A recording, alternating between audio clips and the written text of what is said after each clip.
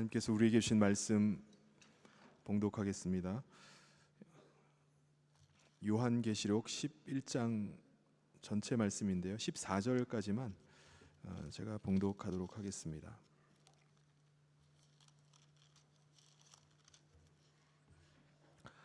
또 내게 지팡이 같은 갈대를 주며 말하기를, 일어나서 하나님의 성전과 제단과 그 안에서 경배하는 자들을 측량하되 성전 바깥 마당은 측량하지 말고 그냥 두라. 이것은 이방인에게 주었은즉 그들이 거룩한 성을 42달 동안 짓밟으리라. 내가 나의 두 증인에게 권세를 주리니 그들이 굵은 베옷을 입고 1260일을 예언하리라. 그들은 이 땅에 주 앞에서 서 있는 두 감람나무와 두 촛대니 만일 누구든지 그들을 해하고자 하면 그들의 입에서 불이 나와서 그들의 원수를 삼켜버릴 것이요 누구든지 그들을 해하고자 하면 반드시 그와 같이 죽임을 당하리라. 그들이 권능을 가지고 하늘을 닫아 그 예언을 하는 날 동안 비가 오지 못하게 하고, 또 권능을 가지고 물을 피로 변하게 하고 아무 때든지 원하는 대로 여러 가지 재앙으로 땅을 치리로다. 그들이 그 증언을 마칠 때 무적행으로부터 올라오는 짐승이 그들과 더불어 전쟁을 일으켜 그들을 이기고 그들을 죽일 터인즉 그들의 시체가 큰 성 길에 있으리니 그 성은 영적으로 하면 소돔이라고도 하고 애굽이라고도 하니 곧 그들의 주께서 십자가에 못 박히신 곳이라. 백성들과 족속과 방언과 나라 중에서 사람들이 그 시체를 사흘 반 동안을 보며 무덤에 장사하지 못하게 하리로다.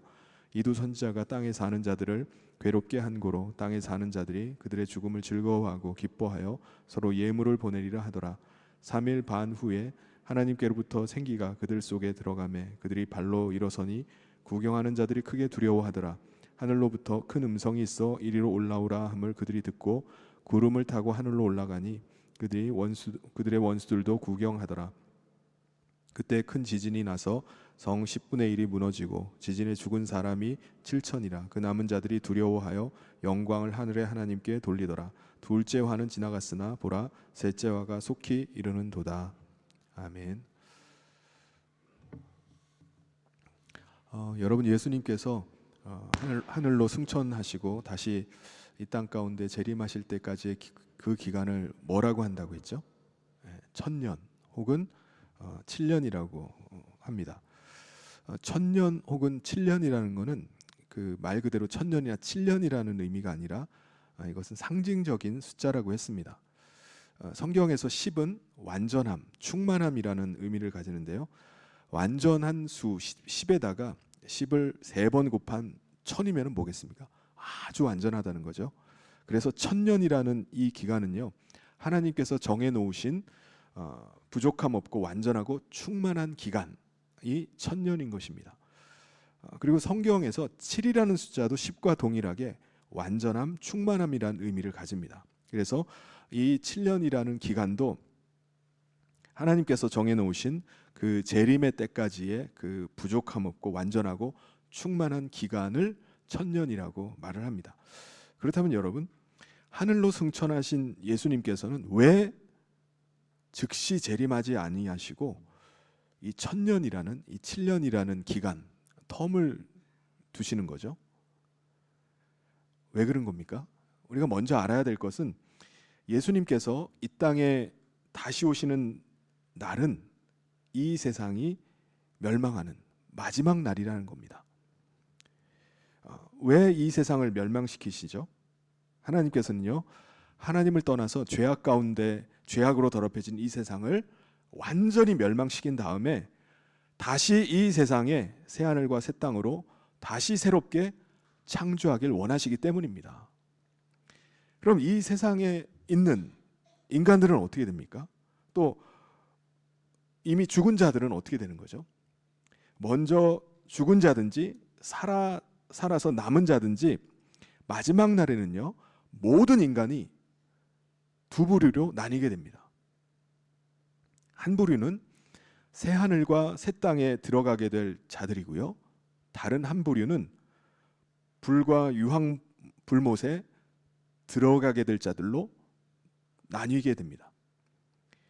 마태복음 25장 31절 33절에 보면은 인자가 자기 영광으로 모든 천사와 함께 올 때에 자기 영광의 보좌에 앉으리니 모든 민족을 그 앞에 모으고 각각 구분하기를 목자가 양과 염소를 구분하는 것 같이 하여 양은 그 오른편에 염소는 왼편에 두리라.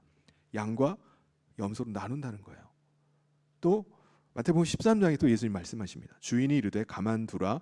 가라지를 뽑다가 곡식까지 뽑을까 염려하노라. 둘 다 추수 때까지 함께 자라게 두라. 추수 때에 내가 추수꾼들에게 말하기를 가라지는 먼저 거두어 불사르게 단으로 묶고 곡식은 모아 내 곡간에 넣으라 하리라. 뭘로 나눈다고요? 쭉정이와 가라지와 알곡으로 나눈다는 겁니다. 이렇게 두 부류로 나누시는 그 기준은 뭡니까? 그 사람이 하나님 안에 있느냐, 하나님 밖에 있느냐입니다. 다시 말해서 하나님의 생명을 가지고 있느냐, 가지고 있지 않느냐로 나뉘어지게 됩니다. 본래 이 땅에 있는 모든 인간들은요, 다 자기가 자기 주인으로 살아가요. 그래서 자기가 원하는 대로 살아갑니다. 이 세상에 있는 모든 자들은 다 하나님 없이 하나님을 떠나 있는 자들이에요. 다시 말해서 불과 유황 불못에 들어가기로 확정되어 있습니다. 그런데 하나님께서는 하나님의 아들 예수님을 이 땅 가운데 보내주셨습니다. 예수님은 하나님을 떠나서 이 세상에 속해서 살다가 불과 유황 불못에서 죽게 될 자들을 위해서 대신 죽으시기 위해서 이 땅 가운데 오셨어요. 마태복음 20장 28절에 예수님이 왜 오셨다고 말씀하죠? 같이 한번 읽어보겠습니다. 시작. 인자가 온 것은, 자막이 안 나오나요? 같이 읽겠습니다. 시작. 인자가 온 것은 섬김을 받으려 함이 아니라 도리어 섬기려 하고 자기 목숨을 많은 사람의 대속물로 주려 함이니라. 하나님은 자기 죄를 회개하고 예수님께서 자신의 죄를 대신해서 죽으셨다는 사실을 믿는 자마다 그리스도와 함께 죽은 자로 인정을 해주십니다. 믿는 사람은 예수님의 대속의 은혜 때문에 죄사함을 받습니다. 그 사람이 설령 예수님의 재림 전에 먼저 죽었다 할지라도 그 사람은 낙원 가운데 거하다가 예수님의 재림을 맞이하게 되는 것입니다. 그러므로 예수님께서 재림하실 때까지의 이 1000년, 이 7년이라는 기간은요, 멸망할 이 세상 가운데서 새하늘과 새 땅에 들어갈 자들을 구원하시고자 하는 구원의 기간인 겁니다. 불과 유황불못에 멸망당할 자가 건짐을 받을 수 있는 은혜의 때가 바로 이때인 겁니다.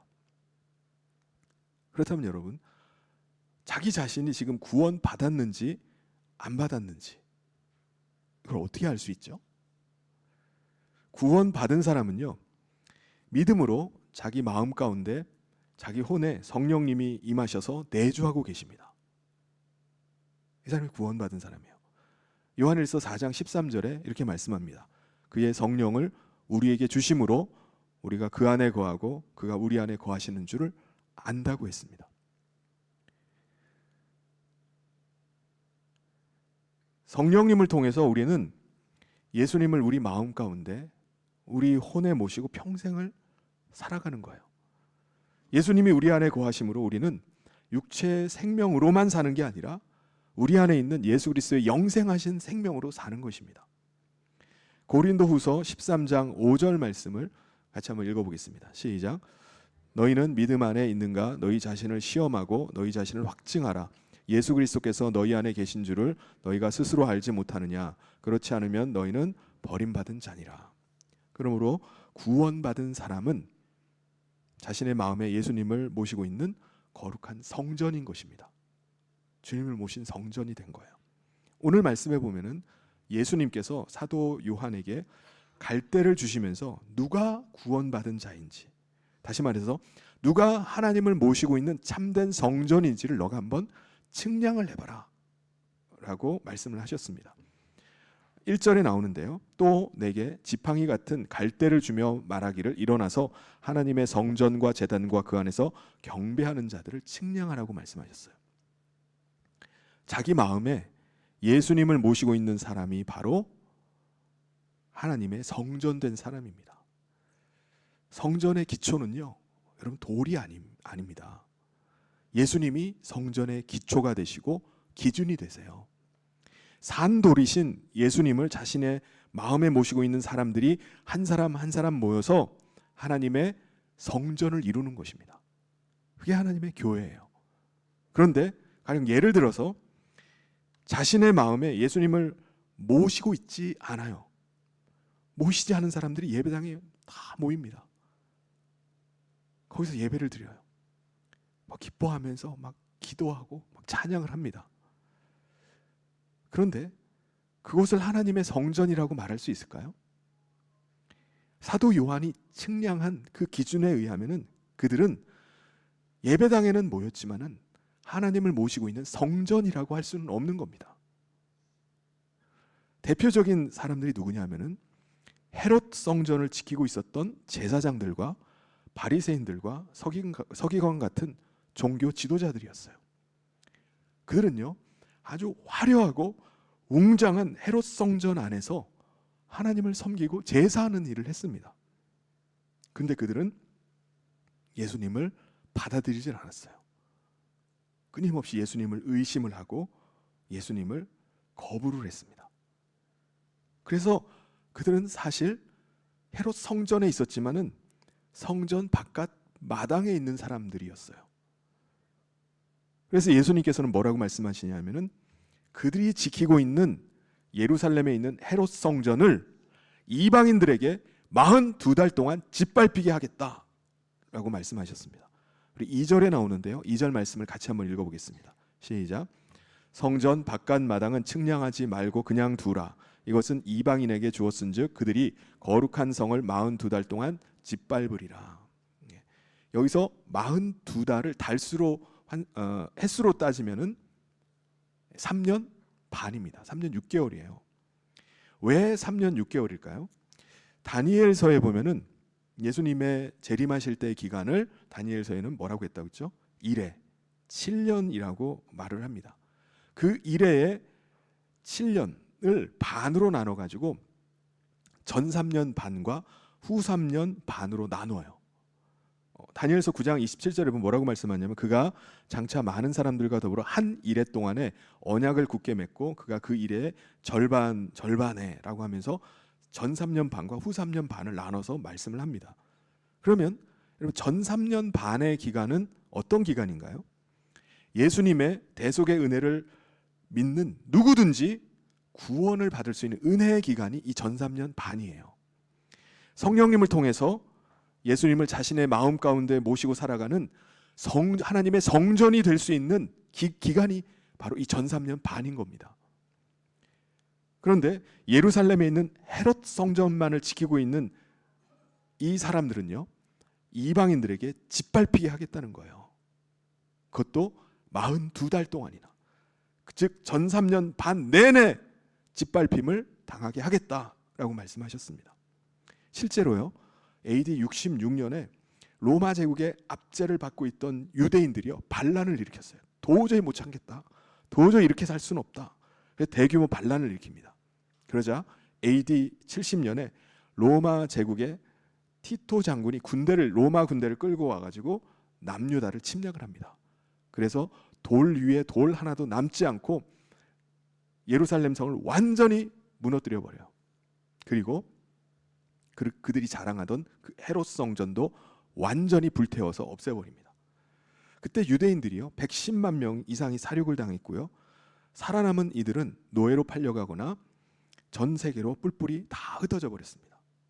그리고 그 이후에 유대인들은 1900년 동안이나 나라 없는 민족으로 전 세계를 떠돌다가 1948년도에 비로소 그들이 이스라엘 국가를 다시 재건하게 되었습니다. 유대인들에게 있어서 42달, 전 3년 반은요 이렇게 이방인들에게 철저히 짓밟히는 고통의 시간이었던 겁니다. 이제 그 42달이 다 된 거예요. 그런데 전 3년 반은요 누구든지 예수님을 믿음으로 구원받을 수 있는 은혜의 기간입니다.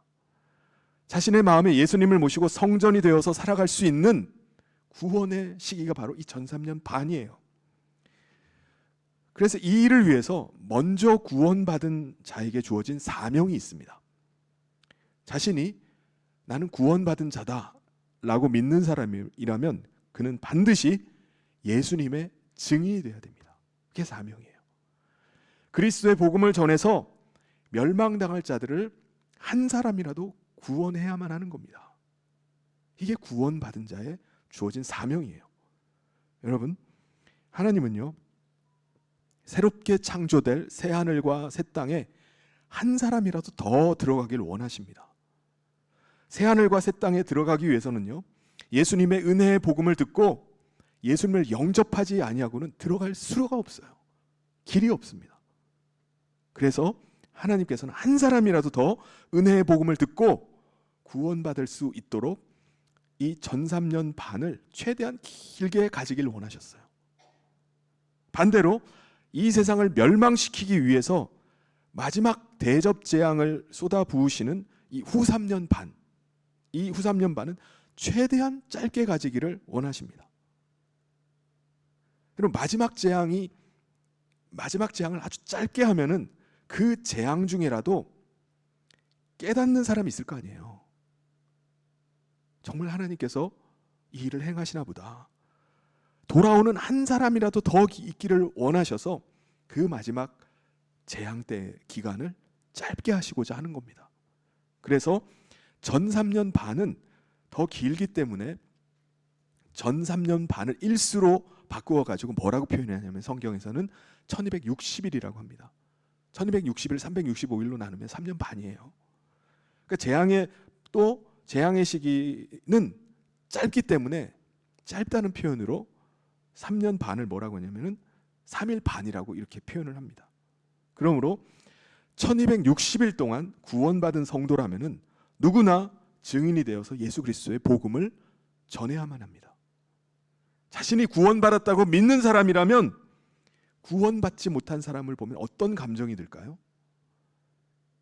사랑하는 가족이 진리를 알지 못한 채 멸망의 길로 지금 가고 있는 것을 보면은 어떤 감정이 들겠습니까?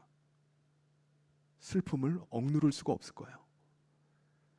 그래서 예수님은요, 증인들에게 굵은 베옷을 입고 너희는 복음을 전해라 라고 말씀을 하십니다. 지금 회개하지 않으면은 영원한 멸망에 들어간다고 눈물로 증거하라는 거예요. 우리 3절 말씀을 같이 한번 읽어보겠습니다. 같이 읽겠습니다. 시작. 내가 나의 두 증인에게 권세를 주리니 그들이 굵은 베옷을 입고 1260일을 예언하리라. 그러므로 여러분, 믿는 성도는 어둠의 세상 가운데 어떤 존재와 같은 거죠? 촛대와 같이 어둠을 밝히는 존재입니다.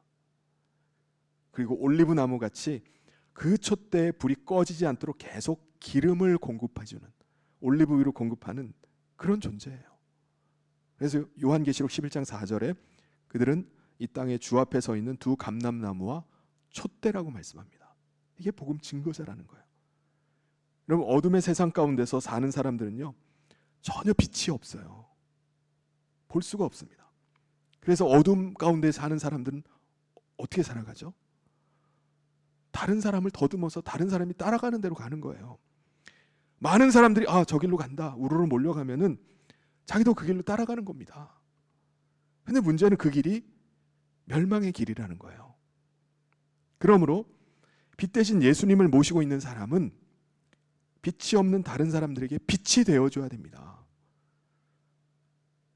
어둠을 밝혀줘야 돼요. 무엇보다 우리 안에 있는 빛을 다른 사람들에게 전해서 그들도 빛 가운데 거할 수 있도록 해줘야 되는 겁니다. 그럼 사탄은요, 사람들을 계속해서 거짓과 속임수로 넘어뜨리고 있습니다. 그래서 자신이 지금도 여전히 권세를 가지고 있는 것처럼 행세를 해요. 그래서 사람들을 속여서 사람들 계속 죄 가운데로 끌고 가고자 합니다. 그런데 진리이신 예수님을 모시고 있는 사람은 진리의 사람이에요. 그래서 사탄의 거짓과 속임수에 속아서 멸망의 길로 가고 있는 사람들에게 진리를 전해야 됩니다. 내 안에 있는 진리를 증거해야 돼요. 하나님께서는요, 증인의 사명을 감당하고자 하는 자에게 그 사람의 입술에 불같은 권세를 주셨어요. 진리로 사탄의 모든 악한 계획을 박살을 내버리는 겁니다. 진리로 모든 사탄의 악한 모든 괴계들을 부셔버리는 거예요. 거짓됨을 진리로 드러내버리는 겁니다. 요한계시록 11장 5절에서 말씀합니다. 자막을 좀 빨리 넘겨주시면 좋겠습니다. 5절을 같이 한번 읽어보도록 하겠습니다. 시작. 만일 누구든지 그들을 해하고자 하면 그들의 입에서 불이 나와서 그들의 원수를 삼켜버릴 것이요 누구든지 그들을 해하고자 하면 반드시 그와 같이 죽임을 당하리라. 하나님께서는 증인의 사명을 감당하고자 하는 자에게 성령의 권능을 나타내신다라고 말씀합니다. 기도할 때 놀라운 기적을 베풀어 주십니다. 능력이 나타나게 하셔서 증인을 통해서 예수 그리스도께서 오늘도 능력으로 역사하고 계시는구나, 그리스도께서 살아계시는구나 라는 것을 드러내 주신다는 거예요.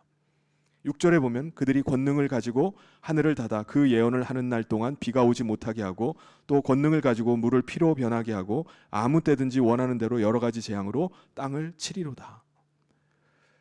여러분, 예수님께서 재림하실 때까지의 1260일 동안 수많은 그리스도의 그 증인들이 그리스도의 복음을 증거하고 있습니다. 증거해왔고 지금도 증거하고 있어요. 그들을 통해서 예루살렘과 유다와 사마리아와 로마와 유럽과 미국과 아시아와 아프리카와 남미까지 그리스도의 복음이 계속해서 증거되어지고 있습니다.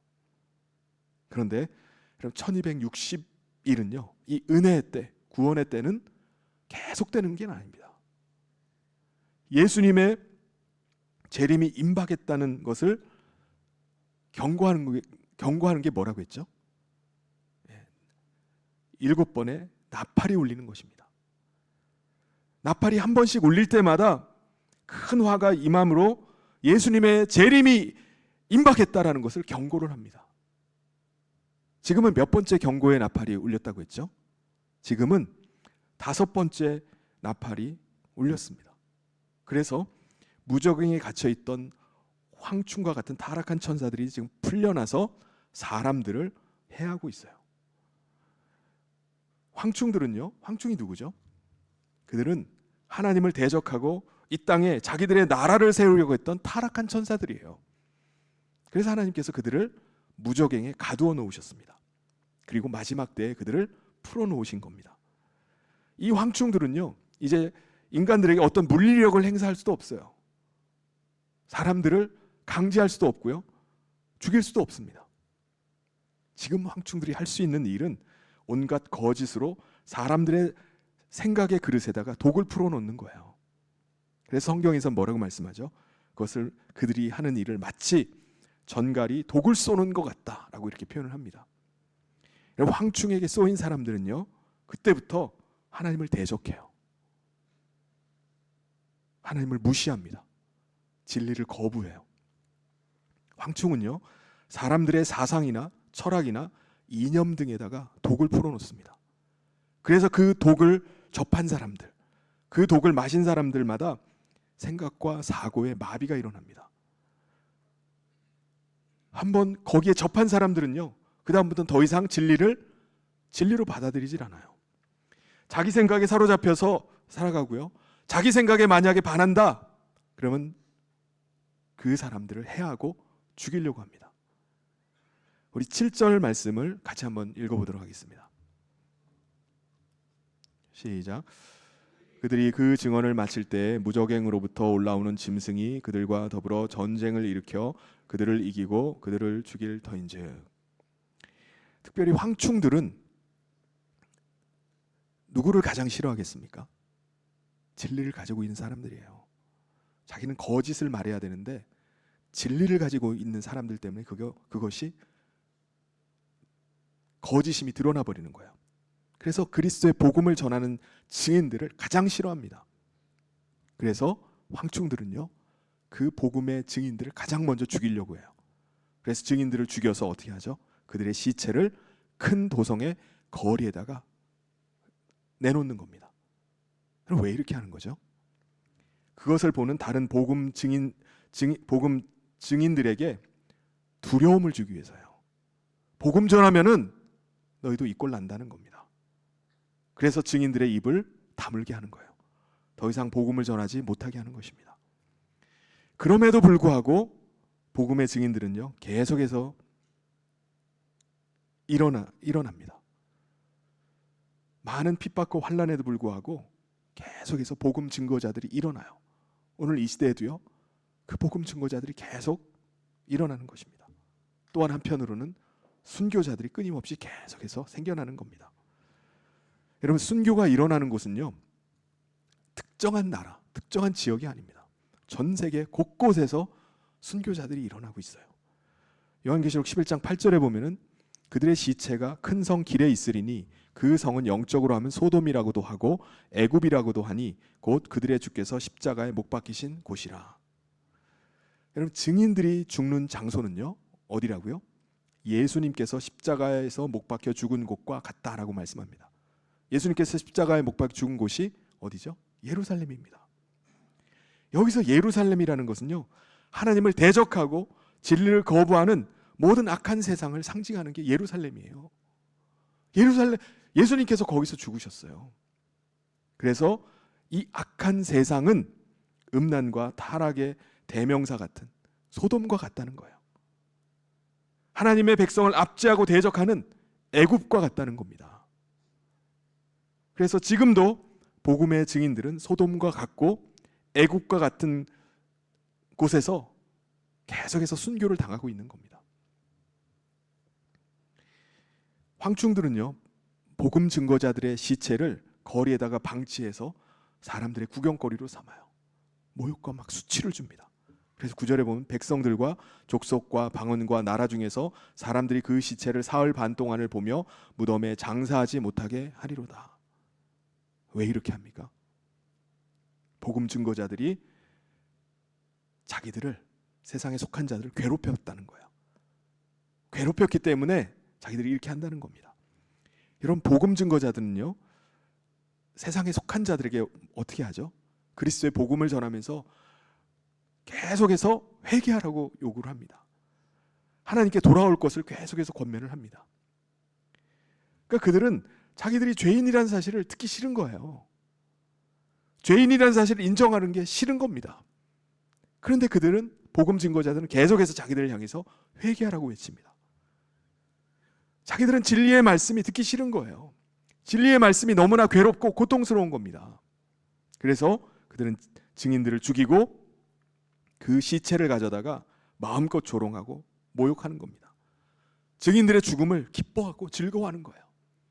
그리고 서로 선물을 막 주고받는다고 말씀합니다. 10절을 우리 같이 한번 읽어보도록 하겠습니다. 시작. 이 두 선지자가 땅에 사는 자들을 괴롭게 한 고로 땅에 사는 자들이 그들의 죽음을 즐거워하고 기뻐하여 서로 예물을 보내리라 하더라. 그런데 여러분, 다섯 번째 경고의 나팔이 울릴 때 모든 사람들은요, 아주 놀라운 일을 보게 될 것이라고 말씀을 합니다. 바로 죽임당한 복음 증거자들이 사람들이 보는 앞에서 분명히 죽었는데 부활을 해서 하늘로 들려서 올라가게 되는 것을 보게 된다는 거예요. 11절에 3일 반 후에 하나님께로부터 생기가 그들 속에 들어가매 그들이 발로 일어서니 구경하는 자들이 크게 두려워하더라. 죽은 자가 다시 살아나는 겁니다. 예수님께서도 동일한 말씀을 하셨어요. 나팔이 울릴 때, 그러니까 다시 말해서 다섯 번째 나팔이죠. 천사들을 통해서 구원받은 자들을 부르시게 될 것이다 라고 말씀을 합니다. 마태복음 24장 31절에 나옵니다. 그가 큰 나팔 소리와 함께 천사들을 보내리니 그들이 그의 택하신 자들을 하늘 이 끝에서 저 끝까지 사방에서 모으리라. 그래서 하늘에서 음성이 그들을 부르면 그들이 들려서 올라가게 된다는 거예요. 요한계시록 11장 12절에 하늘로부터 큰 음성이 있어 이리로 올라오라 함을 그들이 듣고 구름을 타고 하늘로 올라가니 그들의 원수들도 구경하더라. 모든 사람들이 다 보는 거예요. 보는 앞에서 들려 올라간다는 겁니다. 근데 예수님은요, 죽은 사람들만이 아니라 복음의 증인들만 죽었다가 다시 부활해서 하늘로 올라가는 게 아니라 살아있는 사람들도 들림을 받게 될 것이다 라고 말씀을 하셨습니다. 누가복음 17장 34절부터 35절에서 말씀합니다. 우리 같이 한번 읽어보겠습니다. 시작. 내가 너희에게 이르노니 그 밤에 둘이 한 자리에 누워 있음에 하나는 데려감을 얻고 하나는 버려둠을 당할 것이요 두 여자가 함께 맷돌을 갈고 있음에 하나는 데려감을 얻고 하나는 버려둠을 당할 것이니라. 두 사람이 같이 잠자리에 들었어요. 근데 일어나니까 한 사람이 없는 겁니다. 두 사람이 같이 맷돌질을 하다가 하나는 보니까 한 사람이 없어진 거예요. 들림을 받은 일이 일어나게 될 것이라는 겁니다. 그렇다면 하나님께서는 왜 죽은 자들만이 아니라 지금 살아있는 자들도 하늘로 들려서 올라가게 하시는 거죠? 왜냐하면 이제 7번째 나팔이 울리게 되면요, 마지막 대접 재앙이 이 땅에 쏟아지기 때문이에요. 그 재앙은요, 지금까지 있었던 재앙과 다른 겁니다. 이 세상을 멸망시키기 위한 재앙들이에요. 그 전에 하나님께서는 그 구원받은 자들을 그 재앙 가운데 들어가지 않도록 그들을 먼저 불러내시는 겁니다. 그리고 쏟아지는 재앙 가운데서 살아남는 자들이 있잖아요. 지금 6번째 재앙이 나팔이 울릴 때에도 큰 재앙 속에 모든 사람이 다 죽는 게 아닙니다. 3분의 1이 죽는다고 했어요. 그들 재앙 가운데 살아남는 사람도 있을 거 아니에요.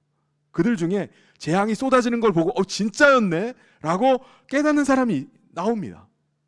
그들 가운데 회개하고 하나님께 돌아오게 되는 자들이 있을 거예요. 6번째 나팔이 울리면은 전쟁이 일어난다고 했어요.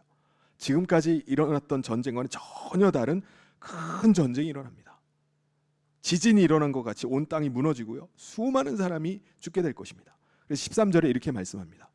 같이 한번, 자막이 안 나오네요. 제가 읽겠습니다. 그때 큰 지진이 나서 성 10분의 1이 무너지고 지진에 죽은 사람이 7천이라. 그 남은 자들이 두려워하여 영광을 하늘의 하나님께 돌리더라. 큰 재앙이 지나가는 가운데 살아남는 사람들이 있잖아요. 그들 중에도 그 재앙 때문에 그때서야 비로소 이게 하나님이 주관하시는 일이구나 라는 것을 깨닫는 자들이 생긴다는 거예요. 그 사람들 중에 회개하는 자들이 있어서 하나님께 돌아와서 구원을 받는다는 겁니다. 나팔이 울리는 것은요, 경고 수준입니다. 경고. 유프라테스 전쟁이 큰 전쟁이라 할지라도 대접 재앙에 비하면 아무것도 아닌 거예요. 이어서 속히 오게 될 3번째 화, 이것은 지금까지의 양상과는 전혀 다른 겁니다. 11장 14절 같이 한번 읽어보도록 하겠습니다. 시작. 둘째 화는 지나갔으나 보라, 셋째 화가 속히 이르는도다. 여러분, 둘째 화가 지금 황충의 이 재앙이 끝나고 3번째 화, 유프라테스의 2번째 화가 지나가고 이제 3번째 화가 이르게 됩니다. 3번째 화가 뭐라고 그랬죠? 7번째 나팔이 울리는 거예요. 7번째 나팔이 울린다는 것은요, 7 대접 재앙이 이 땅에 쏟아부어지기 시작한다는 거예요. 신호탄이 7번째 나팔입니다. 나팔이 울림과 동시에 대접 재앙이 쏟아지는 거예요. 이때부터는요, 이 세상이 완전히 멸망으로 들어가는 겁니다. 하나님께서는 이 7 재앙을 통해서 이 세상을 완전히 멸망시켜버리는 겁니다. 7번째 천사가 나팔을 불자 하늘에서 이런 음성이 들려옵니다. 우리 15절에 보면 7째 천사가 나팔을 불매 하늘에 큰 음성들이 나서 이르되 세상 나라가 우리 주와 그의 그리스도의 나라가 되어 그가 세세토록 왕노릇하시로다 하니. 이제 세상은 완전히 멸망하고 나면 그 위에 새롭게 새하늘과 새 땅으로 창조가 될 겁니다. 그리고 그곳에서 예수님께서 통치하시는 하나님의 나라가 새롭게 이제 펼쳐지는 거예요. 예수님 앞에 엎드려서 경배하는 24장로들이요, 예수님께 말씀을 합니다. 예수님께서 친히 큰 권능으로 이제 왕노릇 하실 것입니다 라고 경배를 해요. 17절에 이르되 감사하옵나니 옛적에도 계셨고 지금도 계신 주 하나님 곧 전능하신 이여 친히 큰 권능을 잡으시고 왕노릇 하시도다 라고 경배를 합니다. 그러므로 이제부터 해야 되는 일은 뭐죠? 이 세상 가운데 진노의 마지막 심판을 내리셔서 세상에 속한 죄인들을 다 멸망시키는 겁니다. 이 세상을 다 멸망시키는 거예요. 18절에 이방인들이 분노하며 주의 진노가 내려 죽은 자를 심판하시며 종 선지자들과 성도들과 또 작은 자든 큰 자든 주의 이름을 경외하는 자들에게 상 주시며 또 땅을 망하게 하는 자들을 멸망시키실 때로소이다 하더라. 이제 마지막 7번째 대접 재앙은요, 하나님께서 그냥 임의로 하시는 게 아닙니다. 하나님께서 이미 언약하신 대로 그 일을 하시는 거예요. 이제 완전히 이 세상을 멸하시고 나서 새 하늘과 새 땅을 창조하시고 그 안에 하나님의 나라를 이루시고자 하는 것입니다. 이것은 언약된 거예요. 약속되어 있는 것입니다. 그래서 사도 요한이 하늘에 있는 하나님의 성전이 열릴 때 보니까 그곳에서 뭘 봤다고 하죠? 하나님의 언약궤를 본 겁니다. 하나님의 언약대로 이제 마지막 7 대접 재앙이 이 땅에 임하고 이 세상이 멸망하게 될 것이다 라는 것을 그가 보게 된 겁니다. 19절 말씀 마지막 절인데요, 우리 같이 한번 읽어보겠습니다. 시작. 이에 하늘에 있는 하나님의 성전이 열리니 성전 안에 하나님의 언약궤가 보이며 또 번개와 음성들과 우레와 지진과 큰 우박이 있더라. 사랑하는 성도 여러분, 우리가 사는 이 시대는 이미 5번째 나팔이 울려서 황충들이 사람들을 속이고 사람들의 마음을 계속 사로잡아 가고 있습니다. 또 황충에 쏘인 자들은 수많은 복음 증거자들을 죽이고 있어요. 그럼에도 불구하고 우리가 구원받은 자라면 복음의 증인이 되어야 될 것입니다. 끝까지 구원받은 자의 사명을 감당해 나가야 되는 것입니다. 하나님께서 이 큰 환난 가운데 우리 구원받은 자들을 먼저 부르실 것입니다. 구원받은 자들은 그 재앙이 임하기 전에 먼저 하늘로 들려 올라가게 될 것입니다. 사랑하는 성도 여러분, 지금까지 은혜의 시대는 아주 긴 시대였다면 마지막 진노의 심판은 오늘 주신 말씀대로 금방 속히 진행이 이루어질 것입니다. 그러므로 구원받은 저와 여러분은 그 어느 때보다 깨어서 믿음 가운데 서 있어야 될 줄 믿습니다. 여러 환난과 우리 앞에 닥치는 시험은 점점 그 강도가 더해질 것입니다. 그 가운데 이 믿음의 길을 함께 가는 믿음의 동역자들이 있음을 여러분 감사할 수 있기를 바랍니다. 그래서 서로 위로하고 서로 격려하고 기도하는 가운데 흔들리지 않고 끝까지 이 믿음을 지키고 사명을 감당해 나갈 수 있기를 바랍니다. 그래서 예수님이 다시 이 땅 가운데 오시는 날 예수님 앞에 예수님의 사랑받는 양으로, 예수님이 찾으시는 알곡으로 하나님 나라에 예수님과 함께 들어가게 되는 우리 성인의 모든 성도님 되시기를 주님의 이름으로 축원합니다.